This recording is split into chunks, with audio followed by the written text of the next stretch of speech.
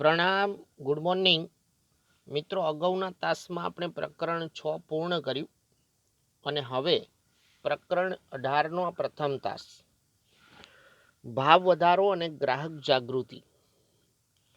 મિત્રો, અર્થતંત્રના ઘણા અગત્યના મુદ્દાઓની આપણે આ પ્રકરણના પ્રથમ ભાગમાં ચર્ચા કરવાના છીએ અને ત્યારબાદ ગ્રાહક જાગૃતિ, ગ્રાહકના સંદર્ભમાં કાયદાઓની કેટલીક જોગવાઈઓ જે આપણા માટે ખૂબ જ વ્યવહારુ ઉપયોગી સાબિત થશે.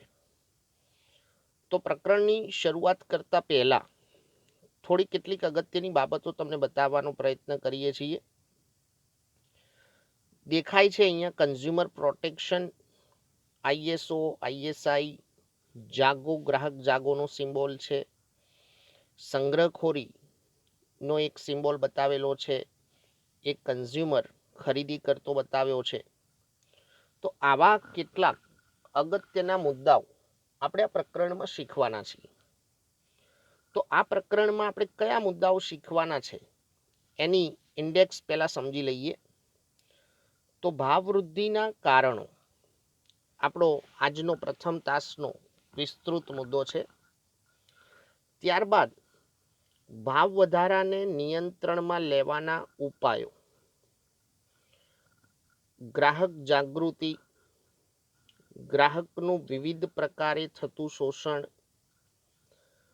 ગ્રાહકોના અધિકારો એ સંદર્ભેના કાયદાઓ, ગ્રાહક સુરક્ષાના ઉપાયો, આંતરરાષ્ટ્રીય કક્ષાએ કેટલીક મહત્વની ગ્રાહક સંસ્થાઓ. આ બધા જ મુદ્દાઓ આપણે ખૂબ જ ઊંડાણપૂર્વક સમજવાના છે, કેમ કે ચેપ્ટર ઘણું જ વિસ્તૃત છે. એક એક પ્રશ્ન જોઈએ.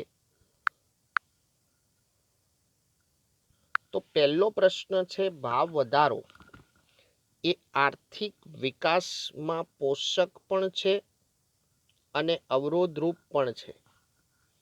ભાવ વધારો એ આર્થિક વિકાસમાં પોષક પણ છે અને અવરોધરૂપ પણ છે. સમજાવો. મતલબ કે પોઝિટિવ અને નેગેટિવ બંને વ્યૂ આપણે ભાવ વધારાના સંદર્ભમાં સમજીએ. તો સામાન્ય રીતે ભાવો વધતા ઉત્પાદકોનો નફો વધે છે. જ્યારે ભાવ વૃદ્ધિ થાય તો ત્યારે ઉત્પાદકોનો નફો વધે. નફારૂપી અણધાર્યો લાભ થવાથી તેઓ નવા ઉત્પાદકીય સાહસો શરૂ કરવા કે નવું મૂડીરોકાણ કરવા પ્રેરાય છે. આ ભાવવૃદ્ધિનું એક હકારાત્મક પરિણામ છે કે જ્યારે ભાવવૃદ્ધિ થાય તો ત્યારે ઉત્પાદકોનો નફો વધે. વધુ નફો મેળવવાથી, વધુ આર્થિક લાભ થવાથી નવા ઉત્પાદકીય સાહસો શરૂ થાય, નવું મૂડીરોકાણ કરવા માટે પ્રેરાય. પરિણામ સ્વરૂપે ઉત્પાદકીય પ્રવૃત્તિઓમાં વધારો થવાથી ઉત્પાદકીય પ્રવૃત્તિઓ વધે એટલે વપરાશી ચીજવસ્તુઓનું ઉત્પાદન તેમજ રોજગારી પણ વધશે. વધુ લોકોને રોજગારી પ્રાપ્ત થાય નવા ઉત્પાદકીય સાહસો શરૂ થવાથી. ઉત્પાદકો અને વેપારીઓની આવક વધતા તેઓ કામદારોના વેતનમાં વધારો કરશે. કામદારોનું વેતન વધે, સીધી વાત છે કે જ્યારે ઉત્પાદન વધે તો રોજગારી વધશે, કામદારોને મળતું વેતન વધી જાય. આમ જનતાની આવક વધે છે. લોકો સુધી આવકનો સ્ત્રોત જે પહોંચે છે એ વધી જાય. હવે આવક સ્ત્રોત વધે તો તેમની ખરીદ શક્તિમાં વધારો થાય. જીવન જરૂરિયાતની વસ્તુઓ પાછળ ખર્ચ કરી શકે, ખર્ચ કરવાની ક્ષમતા વધી. પરિણામે તેમના જીવન ધોરણનું સ્તર ઊંચું આવે છે, જેથી દેશનો આર્થિક વિકાસ વેગ પકડે છે. આ પ્રમાણે સ્થિર ભાવ વધારો એ વિકાસને પોષક બને છે. સ્થિરતા સાથે, જો સ્થિરતા સાથે ભાવવૃદ્ધિ થાય તો એ આર્થિક વિકાસ માટે પોષક બને છે, મતલબ કે ફાયદાકારક છે. મિત્રો, આ પોઝિટિવ વ્યૂ આપણે જોયો. ભાવ વધારા સાથેનું એક હકારાત્મક વલણ આ પ્રમાણેનું જોવા મળે. હવે નેગેટિવ વિચારીએ તો લગભગ બધી જ ચીજ વસ્તુઓ અને સેવાઓની ભાવ સપાટીમાં એક સાથે સતત ઊંચા દરે વધારો થાય છે, સતત ભાવવૃદ્ધિ, તો ત્યારે ચીજવસ્તુ અને સેવાઓનું કુલ ઉત્પાદન તાત્કાલિક થતું નથી. એક સાથે ચીજવસ્તુ અને સેવાઓનું ઉત્પાદન તાત્કાલિક ધોરણે ન થાય. આ સ્થિતિમાં નાણાંનો પુરવઠો ઝડપી વધે છે. ઉત્પાદન ધીમું હોય, નાણાંનો પુરવઠો ઝડપથી વધતો હોય. જ્યારે ખૂબ વધારે નાણું ખૂબ થોડી વસ્તુઓને પકડવા પાછળ પડે છે, ત્યારે તે ફુગાવાજન્ય ભાવ વધારો સર્જાય છે. નાણાંનો પુરવઠો વધુ હોય, ચીજવસ્તુ અને સેવાઓનો પુરવઠો ઓછો હોય. કહેવાનો ભાવાર્થ બરાબર સમજો કે જ્યારે વધુ નાણું ઓછી ચીજવસ્તુ અને સેવાઓની પાછળ દોડે છે, તો ત્યારે ફુગાવાજન્ય ભાવ વધારો સર્જાય છે. ચીજવસ્તુ અને સેવાઓના ભાવોમાં થતી મોટી ઉથલપાથલો, ચીજવસ્તુ કે સેવાઓના ભાવોમાં જે મોટી ઉથલપાથલ થાય, તો તેનાથી ખર્ચ, ઉત્પાદકીય ખર્ચ, આવક, ઉત્પાદનના સાધનોની કિંમતોની ગણતરી, સાધનોની ફાળવણી તેમજ નાણાંના પુરવઠાને અસ્તવ્યસ્ત કરી નાખે છે. અર્થતંત્રમાં ઘણી બધી ઉથલપાથલ થાય, જે અર્થતંત્રના વિવિધ ક્ષેત્રમાં વિષમતા સર્જે છે, અસમતુલા ઊભી થાય. આ ફુગાવાજનક ભાવ વધારો દેશના આર્થિક વિકાસમાં અવરોધરૂપ બને છે. જો આવી પરિસ્થિતિ સર્જાય તો એ આર્થિક વિકાસ માટે અવરોધક છે. એટલે મિત્રો, આ બંને વ્યૂ આપણે સમજવાના હતા. આ પહેલા પ્રશ્નમાં ભાવ વધારો એ આર્થિક વિકાસ માટે પોષક છે, સાથે સાથે અવરોધરૂપ પણ છે. એટલે આ પ્રથમ પ્રશ્ન આપણે નોટબુકમાં લખવાનો છે. હવે જોઈએ પ્રશ્ન નંબર 2, જે વિસ્તૃત મુદ્દો છે. 7 થી 8 મુદ્દાઓની આપણે ચર્ચા કરવાની છે આ પ્રશ્નને સમજવા. ભાવ વૃદ્ધિના કારણોની વિગતે ચર્ચા કરો. ભાવ વૃદ્ધિના કારણોની વિગતે ચર્ચા કરો. પરીક્ષામાં વિસ્તૃત પ્રશ્ન આવે 4 ગુણનો, તો ત્યારે આપણે મિનિમમ 5 મુદ્દા લખવા પડે. મતલબ કે ભાવ વૃદ્ધિના 5 કારણો આપણે રજૂ કરવા પડે, સમજાવવા પડે. જેનું સૌથી પહેલું મહત્વનું કારણ નાણાંના પુરવઠામાં વધારો. જ્યારે નાણાંનો પુરવઠો વધી જાય છે, ત્યારે એ ભાવ વૃદ્ધિનું મુખ્ય કારણ બને છે. દેશના અર્થતંત્રમાં નાણાંનો પુરવઠો વધે છે, ત્યારે લોકોની આવક વધતા તેમની ખરીદ શક્તિ વધે છે. જેમ પ્રસ્તાવનામાં કહ્યું તેમ અર્થતંત્રમાં નાણાંનો પુરવઠો વધે તો લોકોની આવક વધે છે, ખરીદ શક્તિ વધે છે. પરિણામે ચીજવસ્તુ અને સેવાઓની માંગમાં વધારો થાય. પરંતુ એ જ સમયે તાત્કાલિક કુલ પુરવઠામાં વધારો થતો નથી. આ અસમતુલા સર્જાય. આવક વધે, ખરીદ ક્ષમતા વધે, માંગ વધે છે, પણ તાત્કાલિક ધોરણે ચીજવસ્તુ અને સેવાઓનો પુરવઠો વધતો નથી.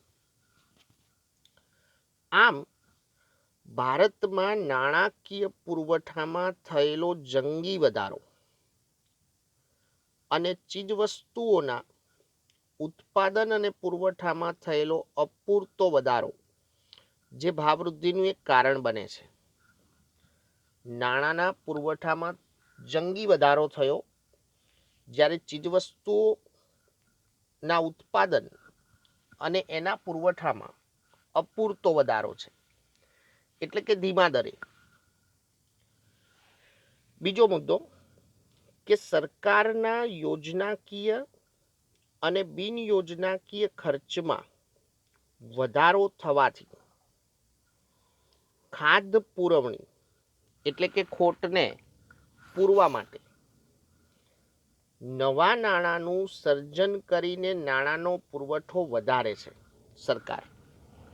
હવે નાણાંનો પુરવઠો કોના દ્વારા વધી શકે? તો આપણી મધ્યસ્થ બેંક દ્વારા, રિઝર્વ બેંક દ્વારા, RBI, reserve bank of India.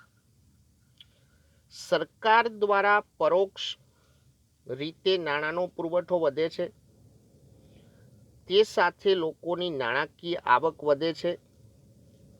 પરિણામે ચીજવસ્તુઓ અને સેવાઓની માંગમાં તાત્કાલિક વધારો થાય. આવક વધે તો ચીજવસ્તુ કે સેવાઓની માંગમાં તાત્કાલિક ધોરણે વૃદ્ધિ થાય. માંગના પ્રમાણમાં પુરવઠો પ્રાપ્ત ન થતા બંને વચ્ચે અસમતુલા સર્જાય.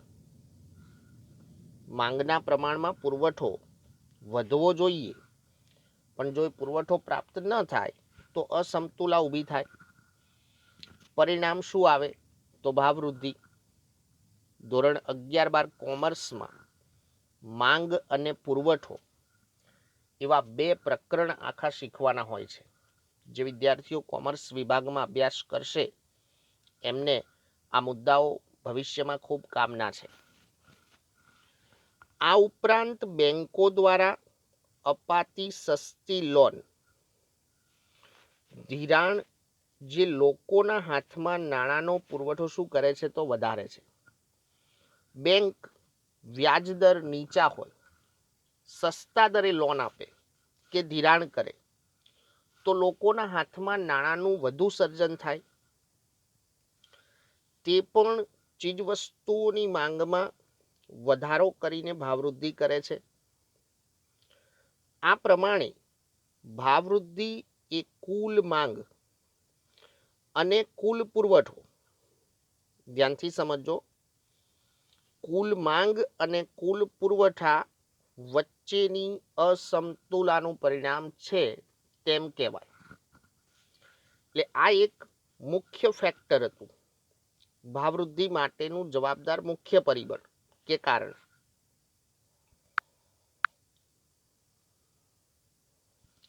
બીજું કારણ છે વસ્તી વૃદ્ધિ. વસ્તી વૃદ્ધિ એ કેવી રીતે જવાબદાર? તો હમણાં જેમ આપણે ઉપર કહ્યું એમ, વસ્તી વૃદ્ધિ મતલબ કે વધુ જનસંખ્યા હોય તો સ્વાભાવિક છે કે ચીજવસ્તુઓ અને સેવાઓની માંગ પણ વધારે હોય. ભારતમાં ઝડપી વસ્તી વધારાને લીધે ચીજવસ્તુઓ અને સેવાઓની માંગમાં ઉત્તરોત્તર વધારો થાય છે. સતત માંગ વધતી જાય, જેથી પણ માંગ અને પુરવઠા વચ્ચે અસમતુલા સર્જાતા ભાવવૃદ્ધિ થાય છે. સ્વાભાવિક સમજાય એવી વાત છે. પ્રત્યેક દશકામાં આપણી જનસંખ્યા પ્લસ થાય છે, તો એ જનસંખ્યા વધવા સાથે જો પુરવઠો ધીમા દરે વધે છે તો ત્યારે ભાવવૃદ્ધિ સર્જાય. ત્રીજું કારણ નિકાસમાં વધારો. નિકાસ વધવાથી વિદેશોના બજારોમાં દેશના ઉત્પાદનોની માંગમાં વધારો થતા સરકાર તેની નિકાસ વધારવા પ્રોત્સાહક પગલાં ભરે છે.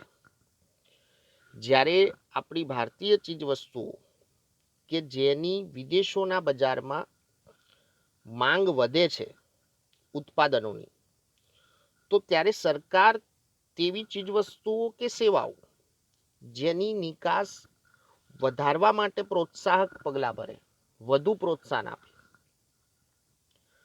પરિણામે નિકાસ જે ચીજવસ્તુઓની થાય છે તેની આપણા ભારતીય બજારમાં અછત સર્જાય છે. આપણા રાષ્ટ્રીય બજારોમાં અછત હોય એ ચીજવસ્તુઓની, કેમ કે વધુમાં વધુ પુરવઠો આપણે વિદેશના બજારોમાં નિકાસ કરીએ છીએ. આ સ્થિતિમાં માંગ સામે પુરવઠામાં ઘટાડો થાય છે. માંગ છે પણ મોટા ભાગે નિકાસ કરીએ છીએ એટલે આપણા રાષ્ટ્રીય બજારોમાં એ ચીજવસ્તુનો પુરવઠો ઓછો રહે. તેનાથી પણ ભાવવૃદ્ધિ સર્જાય છે. એટલે આ બે કારણો પણ મુખ્ય મૂળભૂત જવાબદાર છે વસ્તી વૃદ્ધિ અને નિકાસમાં વધારો. ચોથું કારણ છે કાચા માલની ઊંચી કિંમતે પ્રાપ્તિ, કોસ્ટ. સમજાય એવો મુદ્દો છે આ પણ, કે કાચા માલની ઊંચી કિંમતે પ્રાપ્તિ થવાથી ભાવવૃદ્ધિ કેવી રીતે સર્જાય? તો ચીજવસ્તુઓના કાચા માલની કિંમતો વધે છે તો ત્યારે ઉત્પાદન ખર્ચ વધે. જો કપાસ ઊંચી કિંમતે કે સૂતર ઊંચી કિંમતે પ્રાપ્ત થતું હોય તો કાપડની મૂળ કિંમતમાં વધારો થાય. તેનાથી ચીજવસ્તુની કિંમત વધે. ચીજવસ્તુઓનો ભાવ વધારો જે વેતન વધારાની માંગણી ઊભી કરે છે, એનાથી વેતન વધારાની માંગણી ઊભી થાય. અને જો તે સંતોષવામાં આવે તો ત્યારે ચીજવસ્તુઓના ઉત્પાદન અને ખર્ચમાં ફરી પાછો વધારો થાય. જો વેતન વધારાની માંગણી સંતોષવામાં આવે તો ફરી વખત ચીજવસ્તુઓના ઉત્પાદન ખર્ચમાં વધારો થશે, જે ફરીથી ભાવવૃદ્ધિમાં પરિણમે છે. આમ ભાવવૃદ્ધિનું ચક્ર ચાલ્યા જ કરે છે. ભાવવૃદ્ધિનું ચક્ર સતત ચાલુ રહે. પાંચમો મુદ્દો છે કાળું નાણું. પાંચમું કારણ ભાવવૃદ્ધિ માટે બ્લેક મની. મિત્રો, અહીંથી એક 2 ગુણનો કારણ પૂછાય છે જે બાજુમાં આપેલું છે. કાળું નાણું એ ભાવ વધારાનું એક કારણ છે, સમજાવો. કેવી રીતે જોઈએ? કાળું નાણું એટલે શું?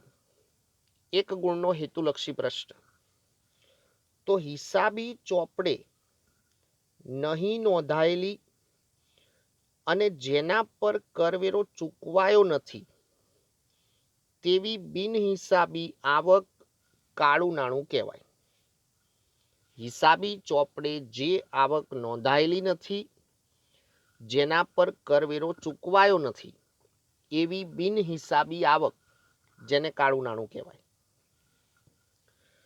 કાળું નાણું ધરાવતા લોકો ચીજવસ્તુ અને સેવાઓની માંગમાં વધારો કરે છે.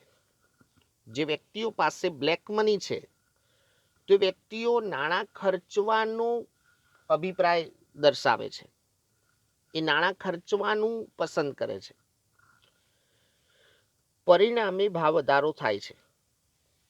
કેટલીક વાર કાળું નાણું જે સંગ્રહખોરી અને સટ્ટાકીય પ્રવૃત્તિઓ માટે જરૂરી ભંડોળ પૂરું પાડે છે.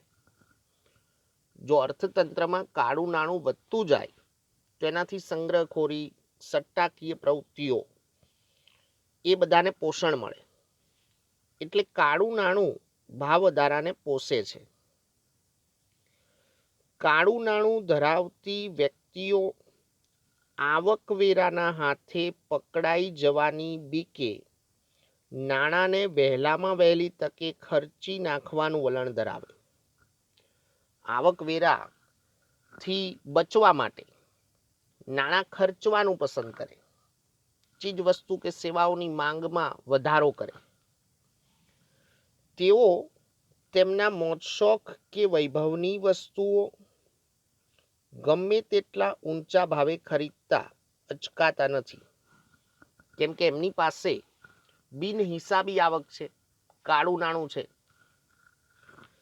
આ પરિસ્થિતિ ચીજવસ્તુઓની ભાવવૃદ્ધિ કરે છે.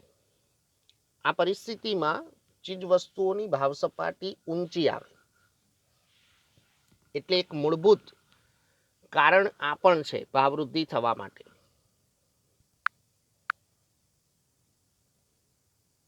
છઠ્ઠું કારણ છે સરકાર દ્વારા ભાવ વધારો. પ્રશાસિત ભાવો કહેવાય, સત્તાવાર, કે અમુક ચીજ વસ્તુઓ જેની ભાવ સપાટી સરકાર પોતે નક્કી કરે છે, એવી ચીજ વસ્તુઓના ભાવ સપાટી માટે સરકાર પોતે આદેશ આપે. કેવી જો તો સરકાર વહીવટી આદેશો બહાર પાડીને પેટ્રોલિયમ પેદાશો, કુદરતી ગેસ, કોલસો, લોખંડ પોલાદ, એલ્યુમિનિયમ, વીજળી, રાસાયણિક ખાતરો, સ્ટેટ ટ્રાન્સપોર્ટ વગેરેના ભાવ વધારે છે. ચોક્કસ એની પાછળ કોઈ નાણાકીય કારણો હોય, આર્થિક કારણો હોય. સરકાર દ્વારા અનાજ અને અન્ય કૃષિ પેદાશોના પ્રાપ્તિ ભાવોમાં, ટેકાના ભાવોમાં વખતો વખત કરવામાં આવતો વધારો એ પણ ચીજવસ્તુના ભાવ વધારે. 10મું ચેપ્ટર આપણે ભણ્યા કે સરકાર ખેડૂતોને આર્થિક નુકસાન ન થાય એ માટે ટેકાના ભાવો જાહેર કરે છે. હવે જો ટેકાના ભાવોમાં વખતો વખત વધારો થાય તો અનાજ જેવી ચીજવસ્તુઓના ભાવોમાં વધારો થશે. એટલે સરકારી આદેશો મુજબ પણ કેટલીક વખતે ભાવવૃદ્ધિ સર્જાય છે. એટલે એક મુદ્દો આ પણ જવાબદાર છે.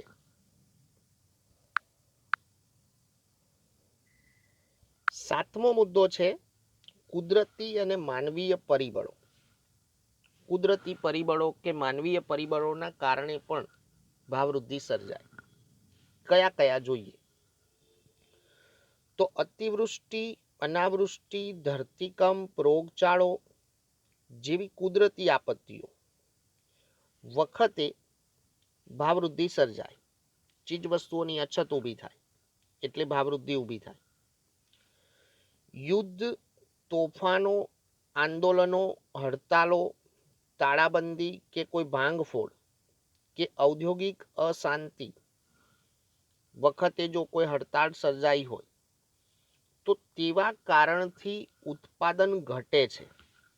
બજારમાં ચીજવસ્તુઓનું ઉત્પાદન ઘટે એટલે ચીજવસ્તુઓની અછત સર્જાય.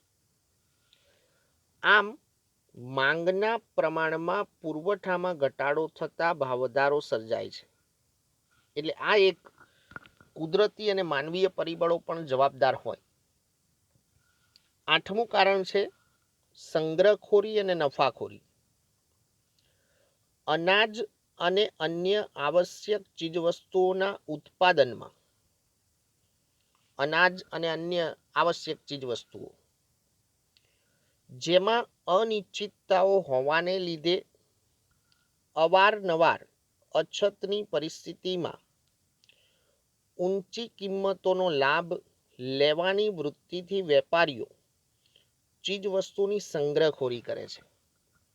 કાયદાથી વિરુદ્ધ છે. આ ભણીશું આપણે ચેપ્ટરમાં, કેમ કે આના માટે નીતિ નિયમો છે. આવશ્યક ચીજવસ્તુઓ કેટલીક એવી છે કે જેમાં અવારનવાર ભાવ સપાટીમાં ઉથલપાથલ થાય છે. તો જે સમયે અછત હોય ત્યારે વધુ નફો લેવા માટે વેપારીઓ કે ઉત્પાદકો ચીજવસ્તુનો સ્ટોક કરે છે, સંગ્રહ કરે છે. ભવિષ્યમાં અમુક ચીજવસ્તુઓના ભાવો વધવાના છે તેવી કોઈ અટકળ, અફવા કે આગાહીને લીધે ભવિષ્યમાં એ વસ્તુઓના ભાવ વધારાનો લાભ ઉઠાવવા ઉત્પાદકો અને વેપારીઓ એ વસ્તુઓની સંગ્રહખોરી કરે, કૃત્રિમ અછત સર્જે છે. એ પછી તેઓ ગ્રાહકો પાસેથી ઊંચા ભાવો લઈને નફાખોરી કરે. એટલે સંગ્રહખોરી દ્વારા નફાખોરીનો લાભ લઈ શકાય. એ પ્રમાણે આ મુજબ સંગ્રહખોરી અને નફાખોરી ચીજ વસ્તુઓના ભાવમાં વધારો કરે. તો મિત્રો આ 8 કારણોની આપણે ચર્ચા કરી અને એક પ્રાસ્તાવિક પ્રશ્ન સમજ્યા. ભાવ વધારો એ આર્થિક વિકાસ માટે પોષક પણ છે અને અવરોધરૂપ પણ છે. તો આજના હોમવર્કમાં આ બંને પ્રશ્નો તમારે સારા અક્ષરે લખવાના છે અને એને સમજવાના છે. ચેપ્ટર ખૂબ જ મહત્વનું છે, સમજવાની પણ મજા આવે એવું પ્રકરણ છે. આ ધ્યાન આપીશું એટલે આપણને આ પ્રકરણમાંથી સારામાં સારા ગુણ પ્રાપ્ત થઈ શકે. અસ્તુ, પ્રણામ.